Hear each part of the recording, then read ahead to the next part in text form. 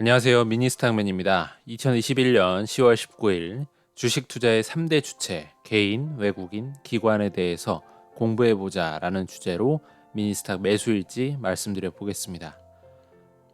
이날 같은 경우엔 다우지수가 소폭 빠졌고요. 나스닥 S&P 500은 오른 상태로 마감을 했습니다.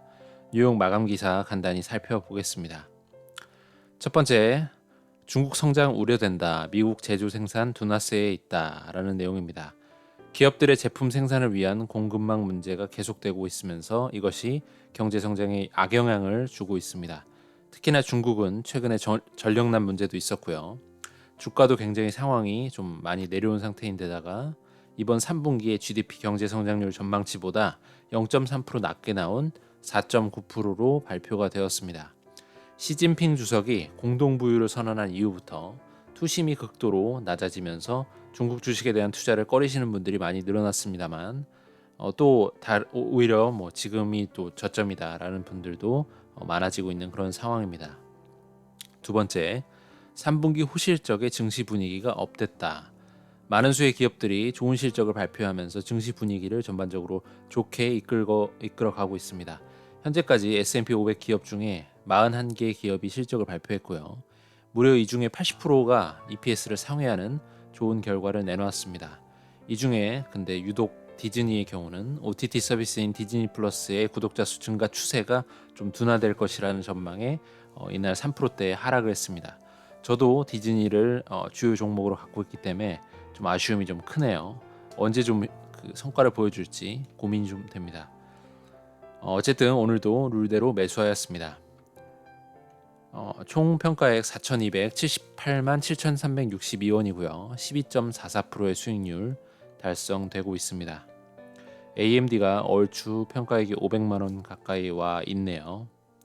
디즈니의 경우는 앞서 말씀드린 대로 계속 지속적으로 매수하고 있지만 아직까지 성과를 보지 못하고 있고요. AT&T는 최근 좀 많이 빠져서 조금 더 담아야 되나라는 생각도 들고 있습니다. 지금에 와서는. 파이자 같은 경우도 많이 좀 내려온 상황인데 꾸준히 더 사고 있고요. 스퀘어 같은 경우도 좀 더 담아볼 계획입니다. 엔비디아는 언제든 기회만 좀 온다면 좀 무겁게 더 실어야 된다는 생각을 갖고 있습니다. 금일 주문 내역은 보잉 1만원, 디즈니 2만원, 페이스북 20만원, 스퀘어 1만원, AT&T 2만원, 코카콜라, 파이자 각 1만원씩, 캐터필러 2만원 총 30만원 매수했습니다. 투자 주체에 대해서 관심 있게 보시는 편입니까? 어떤 주체가 이 종목을 매수했냐 혹은 매도했냐에 따라서 향후 주가 추이를 어느 정도 가늠을 할 수 있어서 저도 애매할 때는 이런 지표들을 어떤 주체가 사고 팔고 했는지를 관심 있게 보는데요. 주린이로서 주식의 투자 주체에 대해서 간단히 한번 공부해 보려고 합니다.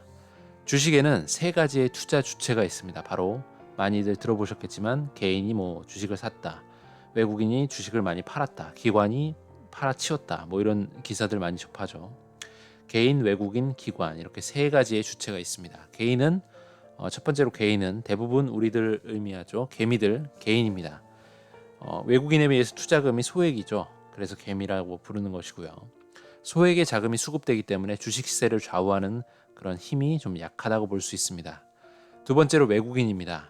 주로 외국계 증권사를 생각하시면 됩니다. 피델리티, 모건 스탠리, JP 모건 같은, 그리고 헤지펀드도 해당하고요.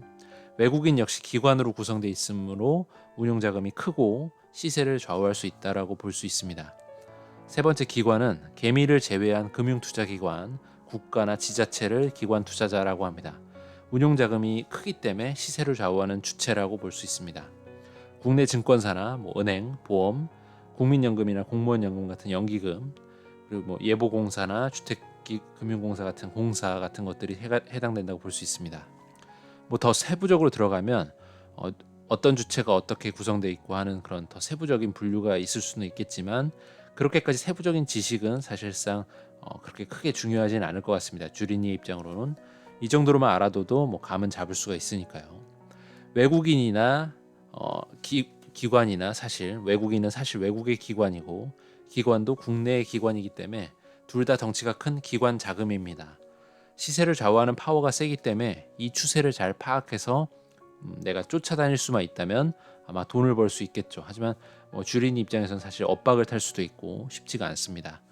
기관들의 경우에는 그런데 한번 종목을 선정하고 나면 목표 수량을 채울 때까지, 예를 들어 어떤 펀드 자금이 들어왔다든지 하면 계속해서 지속적으로 매수를 하거나 아니면 공매도를 하는 입장에서 지속적으로 매도하는 경우들이 있습니다. 그래서 한 가지 확실한 거는 외국인이 던지기 시작하면 꽤나 그 종목은 여러 날 계속해서 던져댈 수 있다는 거고요. 또 외국인이 들어와서 사기 시작하면 외인이 들어왔구나 하는 느낌으로 추세상 며칠간 계속적으로 물량을 매집할 수도 있습니다. 기관과 외국인은 같이 움직이기도 하고 또 따로 움직이기도 하지만, 특히나 외국인의 경우는 달러 환율에 영향을 많이 받기 때문에 현재와 같이 달러가 좀 강세인 상황에서는 국내 코스피의 투심이 약해질 수밖에 없습니다. 환율이 좀 내려가 주면 외인들이 아마 더 들어오겠죠. 그래서 국내 원화가 좀 더 세지게 되면 국내 주식을 매수하고 원화의 가치 상승으로 인한 자연스러운 환해지, 그래서 환율로도 이득을 보는 그런 상황을 외국인이 취할 수 있게 되면 코스피도 좀 더 외인이 들어오는 상황이 되지 않을까라는 생각을 해볼 수가 있습니다. 간단한 부분이죠. 기본적인 부분이고요.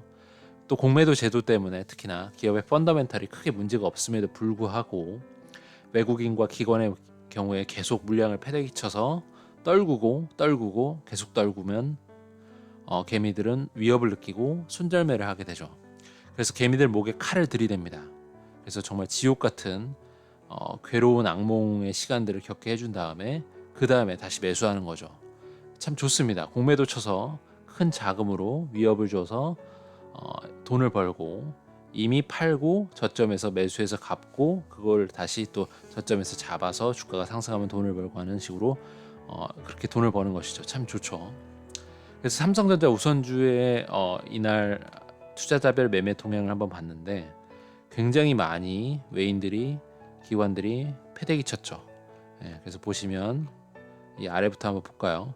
쭉 여기가 외국인, 그리고 두 번째 기관, 개인인데 외국인은 계속 팔고 개인들은 계속 사고, 이날 10월 8일만 바뀌었죠. 외국인이 좀 들어왔습니다. 계속 파는 흐름이 이어지고 있죠. 줄기차게 팔아내고 있습니다. 거의 13일 동안 끔찍하게 패대기 치고 있습니다. 개인들이 그 물량을 열심히 받아내고 있고요. 결국에 3전의 주가 상승은 외국인이 들어와서 오는 모습이 완연하게 확인이 돼야 8만 전자, 9만 전자 이상으로 넘어갈 수 있다고 봐야 될 것 같습니다. 그래서 저도 국내 주식 투자는 최소한 외인 형님들께서 일주일 이상 패대기 치고 나면 그 이후에 들어가자라는 마음을 좀 더 확고하게 다시금 먹고 있습니다. 간단하게 이렇게 개인, 외국인, 기관을 알아보고 투자자별 매매 동향을 보는 것만으로도 흐름을 어느 정도 파악하실 수 있는 그런 그 상황이 되니 이러한 것들을 좀 더 염두에 두시면서 투자를 하시면 더 좋고 공부가 되지 않을까. 경제의 흐름에 대해서, 그리고 투자의 흐름에 대해서 더 많이 인식이 생기시지 않을까라는 생각을 해봅니다. 오늘은 여기까지 하겠습니다. 모두들 성공 투자 기원 드리고요. 감사합니다.